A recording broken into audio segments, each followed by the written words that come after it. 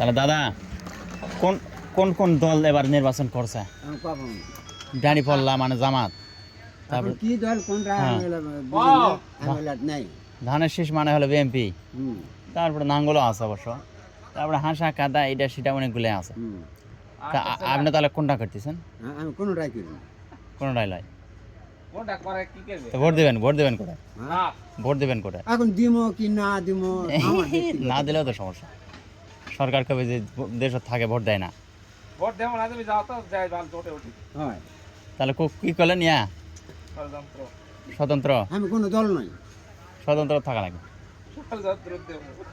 স্বতন্ত্র থাকলে ওই কেউ জামাতও বেজার হবে না, বিএনপিও বেজার হবে না।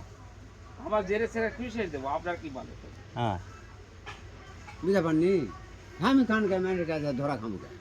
না ঠিক আছে, অতএব আমি স্বতন্ত্র। হয়